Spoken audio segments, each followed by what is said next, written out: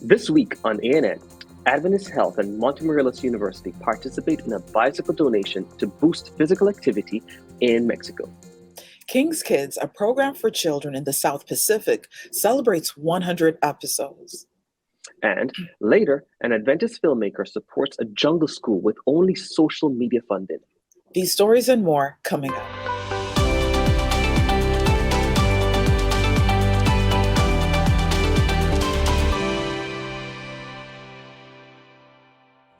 Thank you so much for joining us this week. First in the news, Adventist Health and World Vision International recently donated dozens of bicycles to help middle school and high school students in North Mexico. The project, called Bicycles That Change Lives, aims to reduce school dropout rates and encourage physical activity. Students will use the bicycles for commuting to and from school and for general recreation. Adventist Health facilitated the delivery of more than 110 bicycles in coordinated efforts with leaders of Montemorelos University and Adventist University in Mexico, as well as municipal leaders of General Terán, Allende, and Montemorelos districts in the Nuevo León state in December 2021.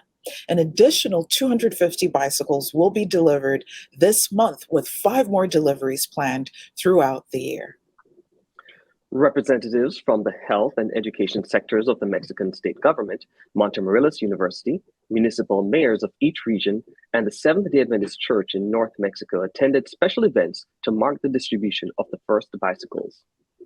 Global Mission System Lead for Adventist Health, John Schroer, said, "Our goal is to build strong and healthy communities. It is very exciting for us to see the beginning of this program, and we look to the future to bring other programs to these communities."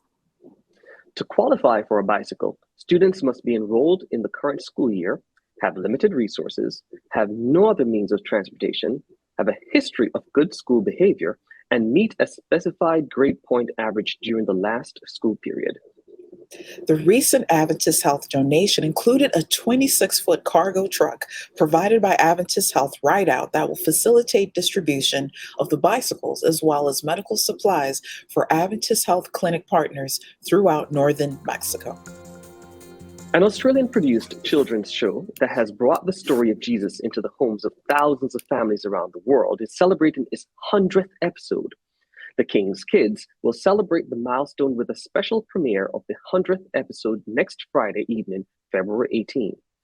Notching 100 episodes is a significant achievement for the King's Kids, which is a collaboration between Adventist Media, Abide Family Ministries, and the South Pacific Division. The program was launched in 2020 to assist and minister to families during the first extended COVID-19 lockdown. Since then, it has become an international hit, broadcast in more than 70 countries worldwide, filling a gap in quality Christian TV content for children. Kimberly Huliston, director for Abide Family Ministries, which produces the program, says, "Reaching our 100th episode is a real God moment. This is his program created to support children and families, particularly during the stresses and challenges of navigating life during these turbulent times. Created to go hand in hand with the GraceLink primary children's Sabbath school lessons, the King's Kids features puppets, balloon animals, singing, crafts, storytelling, health, and nature segments. 8 series have been produced since the first episode. Calm in the Storm launched on May 28, 2020. Series 1 has been translated into Romanian, and a Vietnamese pilot program has also been created. Huliston also said the group is working on a special 3-series program which will have more of an evangelism focus, addressing children and families who do not know anything about Jesus. The new series is being created in conjunction with Hope Channel, the General Conference of Seventh-day Adventists, and Abide Family Ministries. For more information and to watch episodes of King's Kids, visit discover.hopechannel.com/The King's Kids. Congratulations to Loma Linda University Medical Center, Murrieta, and Loma Linda University Children's Hospital, who have been named to U.S. News and World Report's 2021-22 Best Hospitals for Maternity list.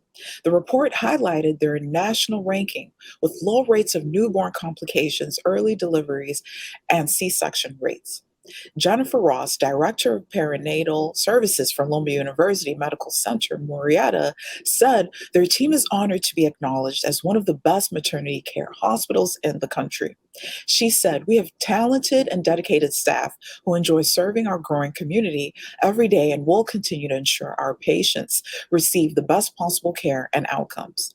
Out of 2,700 hospitals nationwide evaluated on their maternity services, Murrieta and Children's Hospital were two out of only 237 hospitals that earned recognition in early December on their high performance. With U.S. News and World Report's first release of a Best Hospitals Fraternity report, they stated that after more than 30 years of evaluating the best health system in the United States, they hope this inaugural edition will help expecting families make well-informed decisions for their healthcare. Focusing on quality in their evaluation, U.S. News and World Report examined each hospital's data on uncomplicated pregnancies, not high-risk pregnancies, and 5 different factors: scheduled early deliveries, C-section rates in low-risk women, newborn complications, rate of exclusive breast milk feeding, options for vaginal births after cesarean. Participating hospital profiles also included various relevant information on services and amenities such as private rooms, valet parking, and availability of child birthing classes. Terry Greer was an elementary school teacher in the U.S. state of Florida whose COVID battle caught national attention. After his recovery, Coach Greer, as his students call him, came back to thank the doctors, nurses, and staff at Advent Health for their care for him during his time in the hospital. Advent Health sent this report about Greer's miraculous recovery and return to the hospital. Oftentimes, patients who recover after long hospital stays are discharged, and it's the last time their clinical teams ever really hear about them or see them. But every once in a while, they come back to say thanks in person. You may remember Terry Greer's story. He's a local elementary school teacher whose students call him Coach Beard. His COVID fight at Advent Health Orlando made worldwide headlines in 2020. Recently, he asked to meet with his care team. Senior videographer Dave Harrison shows you the touching moments. Hi there. Holy cow. How are you? I am fantastic, thanks to you. Wow. Thanks to you. It's so nice to see you. I ended up at ORMC getting treated for COVID. Last I remember, I was in a room and I woke up, I was in Advent Health a month and a half later. It's been a year since I was on the ECMO machine. I just wanted to come back and say thank you. I just wanted to come personally and thank you for saving my life. He was dying. Without the ability to treat him the way we did, he would have died. He was at the end of his ability for regular treatment to work. It's nice to see you. Hello. It's good to see you. Without you, you would not be here. I wanted to just say, look at me now. When you saw me the first time, I was in a bed. I was a mess. And at 90. And now I'm here talking with the doctors and nurses, and they can see what their work on the outcome. I'm here now. To feel the gratitude and to be part of that, to know that we have impacted a family in such a positive way is an incredible feeling. I mean, it's cliche to say words can't describe, but it also, for myself and all of my team, it makes what we do and the sacrifices and the risk we take, it makes it worthwhile.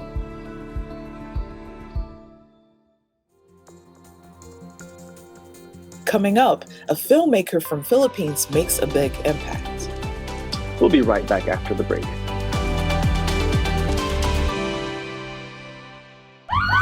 Any idea what time it is? We really, really need our sleep. Are you from? No, we're not from the future, but we know you only pay attention to yourselves, so here we are. But how? We have no time for that. We have less than 30 seconds. Fact number 1.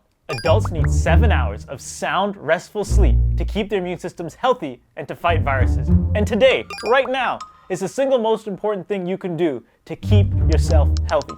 What are you doing? We're just Googling if spicy foods cause hallucinations. Fact 2, staring at your phone or your computer right before bed prevents sound sleep. And you'll be tired the next day. Ain't nobody got time for that. Can we just go to bed, please?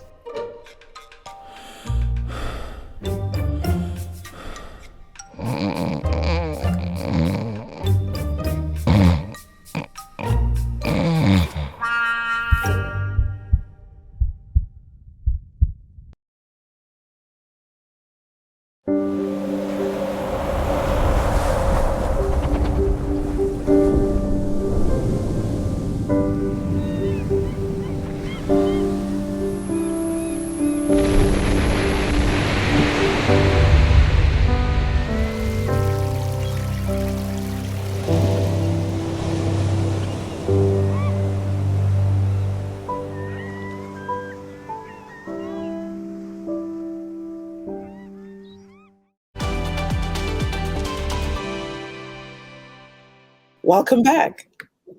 Jasper Ivan Iturriaga is a filmmaker who has a passion for reaching the unreached. He's also a missionary, pastor, landscaper photographer, and content creator. He goes around the world capturing great moments and imparting inspiration through the content he shares. During the pandemic, Iturriaga went to Brooks Point, Palawan to visit some missionary friends who work for the Philippine Adventist Medical Aviation Services, an independent ministry that supports the mission of the Seventh-day Adventist Church. In particular, it extends medical help to people living in remote communities in the Philippines. After spending a few days in the mission field, immersing himself in the culture and connecting with families and kids, Iturriaga realized the great need for education in the community. It was then that the idea of building a jungle school funded entirely by social media hit him. Iturriaga worked on this dream with the Medical Aviation Services team. To present this idea to his audience, Iturriaga started filming all the work done by the team in the jungle, from medical missions and volunteer teachers, teaching kids under the trees, to doing medical evacuation for those who needed immediate health assistance. All of this went straight to Iturriaga's social media account, where they sparked curiosity among his audience. A day after launching the Jungle School initiative, Iturriaga and the team were surprised to know they had already surpassed their goal of needed support. As soon as they received some of the funds, Iturriaga and the team started working on the design and planning how to transport the materials from the city to the jungle. Adventist Medical Aviation Services airlifted the construction materials. Fathers worked together at the school site. Mothers prepared food. Children cleared land. Everyone played a role in building the school. In 3 months, the school was established. The Jungle School is now up and running. For the community, it's not just a school, but a place where they can grow and build hope for themselves and their families. Jasper shares more about the project through his video blog. He has given us permission to share this report. Hi, my name is Jasper. I'm a filmmaker and a travel photographer. I've been traveling around the world, filming and photographing people's life in different perspectives. My passion for telling stories brought me here in Palawan. And I tell you, it's been one of the craziest, overwhelming, awe-inspiring experiences. For the past few weeks, I have been with my friend Daniel, who's a paramedic and a helicopter pilot. I have been documenting him for the past few weeks, doing medical evacs and supply runs for different jungle schools around the mountains of Palawan, Philippines. During one of my trips, I came across a jungle school run by a local teacher named Jillian. Jillian is a native here and is a product of one of the jungle schools. Man, I was so inspired to see how she dedicated her life to serving her own people.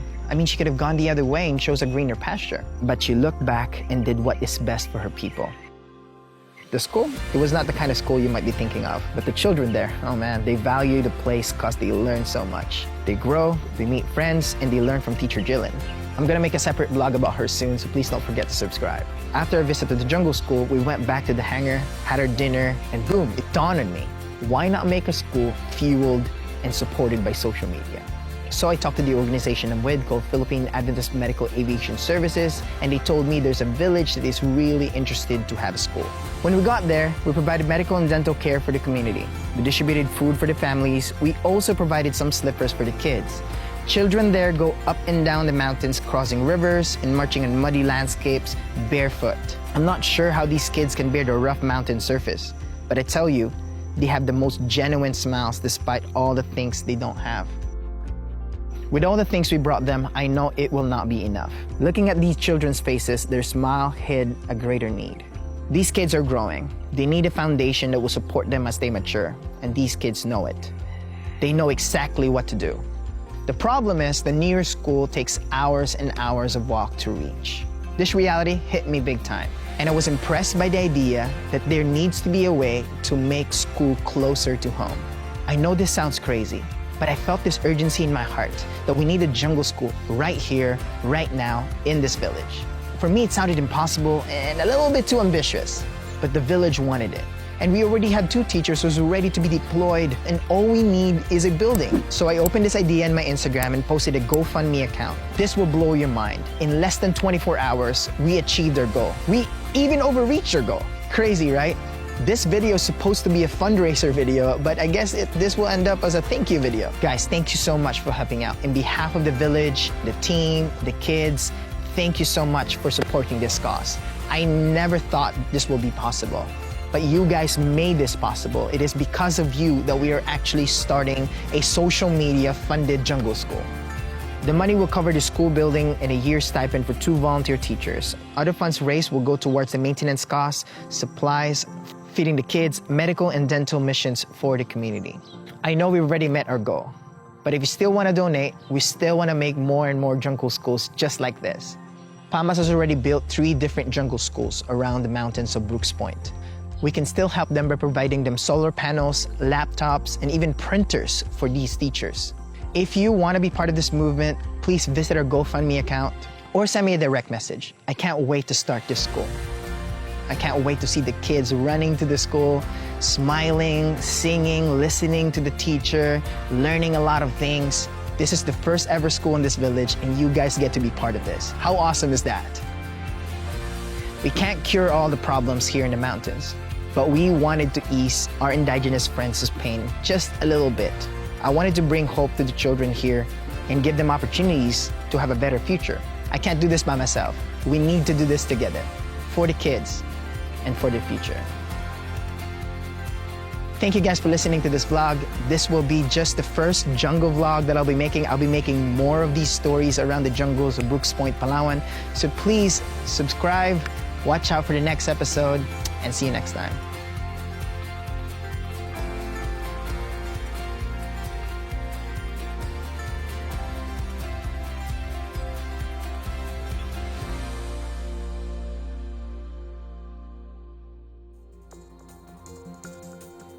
To know more about the jungle schools in Palawan, you can visit at PSTR Jasper on Instagram. Coming up, David Trim is here for This Week in Adventist History. But up next, Adventist Mission has a story of a young missionary in Indonesia.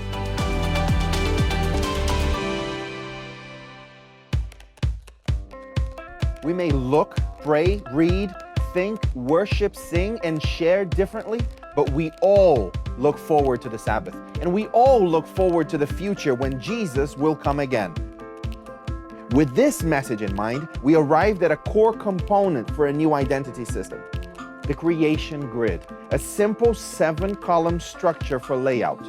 The grid is a reference both to the prophetic timeline as well as to the creation week that culminated in the 7th-day Sabbath. The first 6 columns of the grid belong to the designer. It can be filled with anything: text, images, illustrations, patterns, and logos. But the 7th column, the Sabbath column, does not belong to them. It is meant to be different and special. Regardless of what or where you are designing, you can always find information to help you communicate that we are all Seventh-day Adventists.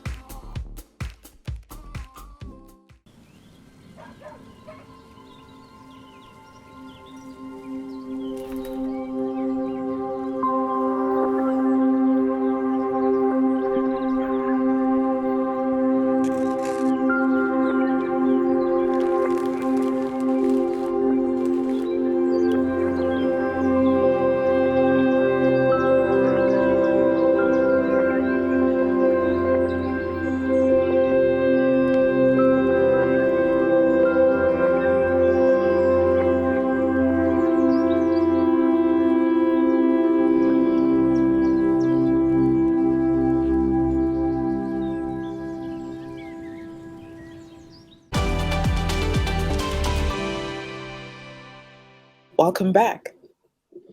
Every Sabbath morning, Anita and her family made the long drive to a small village in Indonesia to attend the mission church there. Even though she had to wake up early, Anita loved to play and worship with the children. She was happy to be a missionary kid. Adventist Mission has more. Happy Sabbath! A voice cut through the darkness. Anita stirred in her bed. Rise and shine, sunshine, her father said, poking his head into the door of Anita's bedroom. It was 4 o'clock in the morning.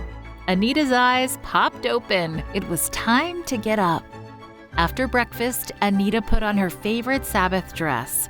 Then she slipped her bare feet into flip-flops. She gave her Sabbath shoes to her mother to put in a bag.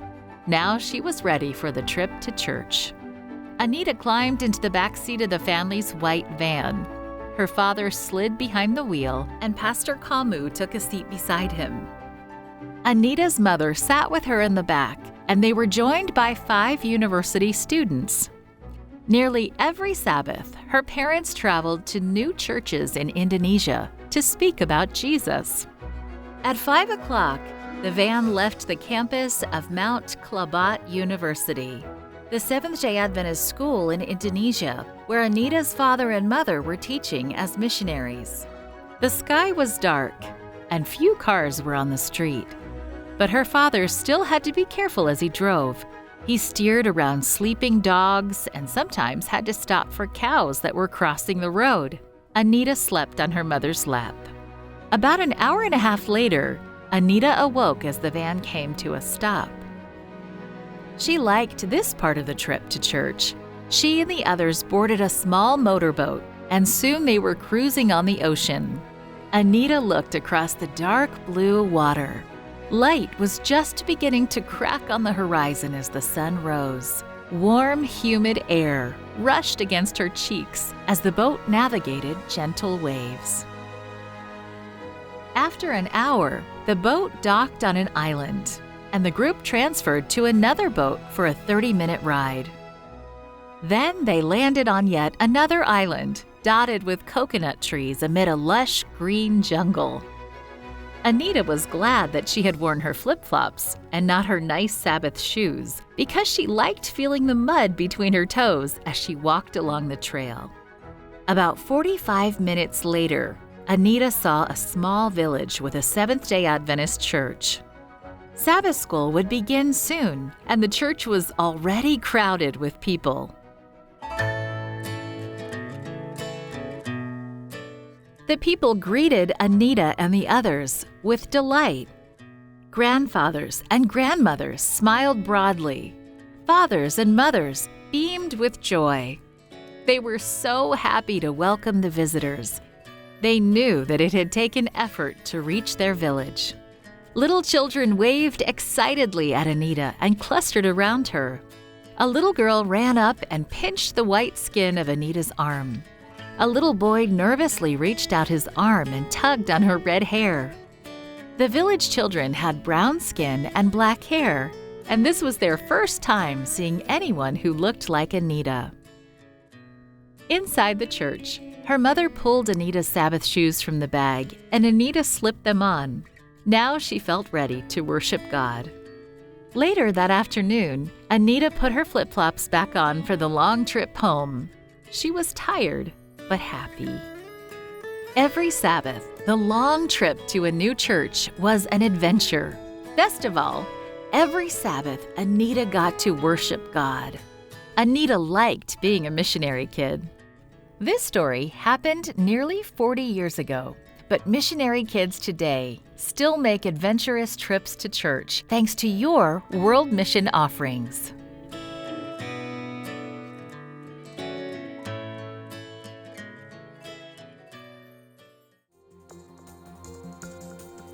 Watch this and other mission stories online by visiting AdventistMission.org, then click on videos at the top. And finally, for today's episode, let's turn to David Trim for a look at Adventist history. This week, the story of Adventist healthcare in Peru. Welcome to This Week in Seventh-day Adventist History. On February 13, 1949, Clínica Adventista de Miraflores, An Adventist hospital opened in Miraflores, a suburb of Lima, the capital city of Peru. The hospital originated in October 1946 when the Inca Union Committee voted to rent a large house in the San Antonio district of Miraflores for a 5-bed institution under the direction of a missionary doctor, Clayton R. Potts. You see Dr. Potts here with his wife Molly. In March 1948, the small clinic was moved to a building that had been purchased with $20,000 contributed by the General Conference. During 1948, this building was remodeled and adapted for use as a hospital, as which it opened 72 years ago this week.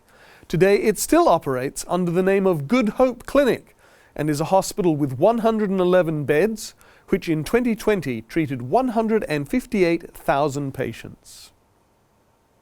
On February 19, in 1897, the 32nd General Conference session opened in College View, Nebraska, with 140 delegates in attendance. It was the first time the session had convened outside Battle Creek since the 1888 session in Minneapolis. In 1897, a new president was elected, with George A. Irwin, who you see in this photo, replacing Ola A. Olson, who had been president since 1888. This 32nd session was unusual in that all 3 officers were replaced at once. Secretary Leroy T. Nicola was replaced by Louis Azariah Hoops, who you see here, while the treasurer, William H. Edwards, was replaced by Anderson G. Adams, who in later life was to leave the church.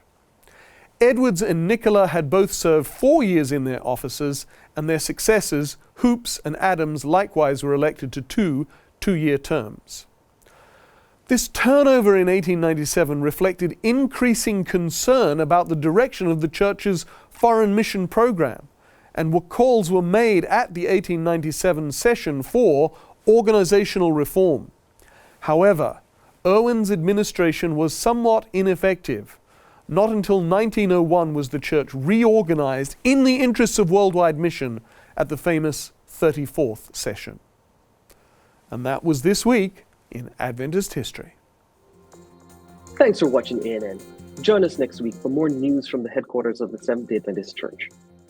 Did you know the Adventist Church has a YouTube channel where you can watch ANN Video, ANN In Depth, and plenty other amazing videos on prophecy, health, and Bible study? Just go to YouTube and search for the Adventist Church. Click the subscribe button to make sure you're caught up each week. And remember, leave a comment or a prayer request. We have people who are praying for you 24 hours a day, 7 days a week. Before we say goodbye, here's some good news from Psalm 23, verse 6. The passage says, "Surely your goodness and love will follow me all the days of my life, and I will dwell in the house of the Lord forever." That's our program for this week. And remember, you can always visit Adventist.news for daily news and videos. Until next time, God bless. Take care.